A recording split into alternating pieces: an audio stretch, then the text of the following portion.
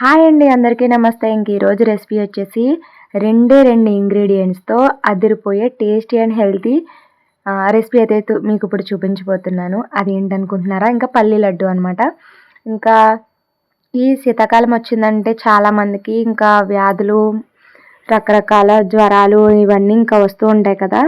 ఇప్పుడు మనకి హెల్త్కి చాలా ఆరోగ్యవంతమైన ఫుడ్ అయితే తీసుకుంటూ ఉండాలి. అందులో ఈ వేరుశనగ అనేది ఒకటనమాట. వేరుశనగ తినడం వల్ల రోగనిరోధక శక్తి అనేది తగ్గుతుందండి. ఇంకా మనం బెల్లంతో చేసుకుంటున్నాం కాబట్టి బెల్లంలో ఎక్కువగా ఐరన్ కంటెంట్ ఉంటుంది కాబట్టి మనకి చాలా మన ఎముకలను దృఢంగా చేస్తుందన్నమాట. అందుకని చెప్పేసి నేను మా పిల్లలకు కూడా ఇవ్వడానికి కుదురుతుంది కదా, ఇంకా స్నాక్స్లా పెట్టడానికి బాగుంటుందని చెప్పేసి ఈ పల్లి లడ్డు అయితే చేస్తున్నాను అనమాట. చిక్కీలా కూడా చేసేవచ్చు, కానీ మా పాపకి పళ్ళు అనేవి కొంచెం నొప్పి వస్తున్నాయి అనమాట. అందుకని చెప్పేసి నేను చిక్కీ అయితే తయారు చేయట్లేదు అనమాట. ఇంకా ఓన్లీ లడ్డు అయితే చేస్తున్నాను. అది ఎలాగో ఇప్పుడు మీకు చూపిస్తాను. ముందుగా ప్యాన్ పెట్టుకొని స్టవ్ ఆన్ చేసి ప్యాన్ పెట్టుకొని పల్లీలు అయితే వేయించుకుంటున్నాను అనమాట. ఆయిల్ కట్ట ఏం వేయకుండా ఇలాగే చూస్తున్నారు కదా, ఈ విధంగా పొట్టు అనేది రాలిపోయే విధంగా ఫ్రై చేసుకోవాలన్నమాట. ఎటువంటి ఆయిల్ యూజ్ చేయకూడదు. ఈ లడ్డు అనేది ఇంకా గుండెకి సంబంధించిన వ్యాధులు వస్తూ ఉంటాయి కదా, వాళ్ళు కూడా తినొచ్చు అనమాట. శక్తిని ఇస్తుంది ఎక్కువగా, ఇంకా హెల్తీ కూడాను.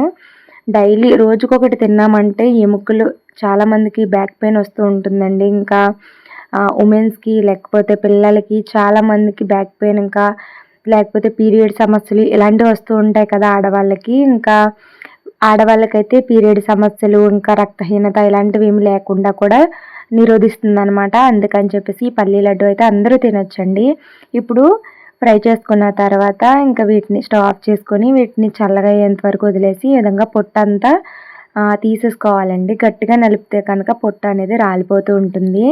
ఇది అందరికీ తెలిసిందే, కొత్త ఏమీ కాదు. అంటే చెప్తున్నా అంతే, తెలియని వాళ్ళు కూడా ఉంటారు కదా, తెలుసు అనేవాళ్ళు స్కిప్ చేసేయచ్చు.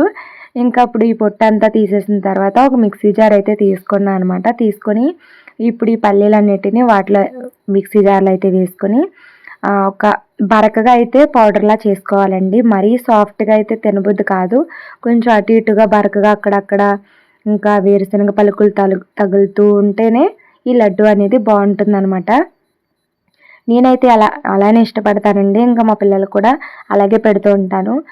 వేరే కురుకురే ఇంకా ఇటువంటివి ఏమి పెట్టకుండా రోజుకు ఒక లడ్డు ఇది పెట్టి పంపిస్తే కనుక పిల్లలు ఆరోగ్యంగా కూడా ఉంటారు, బ్లడ్ కూడా పెరుగుతుంది. అలాగే మనం హెల్దీ స్నాక్ పెట్టామన్నా తృప్తి కూడా మనకు కలుగుతుంది అనమాట. ఈ విధంగా అయితే ట్రై చేసి చూడండి. మా పాపకైతే ఇవి పెడుతున్నాను.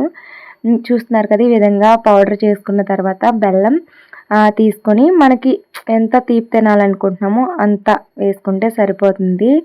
నేను 1 కప్పు పిక్కలకి 1/2 కప్పు బెల్లం వేసానండి. అది బెల్లంలా వేసేస్తే నలగదు కదా, అందుకని చెప్పి చిన్న చిన్న పీసెస్గా అయితే కట్ చేసి ఇంకా వేసుకున్నాను అనమాట. వేసి ఒక 2-3 సార్లు అయితే మిక్సీ పట్టుకోవాలి. మిక్సీ పట్టుకుంటే మనకి దగ్గరగా మెల్ట్ అయినట్టుగా అనిపిస్తుంది. అప్పుడు ఉండ చేసుకోవడానికి కూడా కుదురుతుంది అనమాట.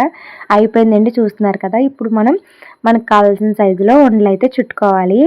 ఇంకా ఈ ఉండలు అయితే నేను చిన్నగానే చుట్టానండి. అంటే స్టార్టింగ్ కదా పెట్టడం, ఇంకా పిల్లలు మళ్ళీ తింటారో పాడేస్తారో కూడా తెలీదు.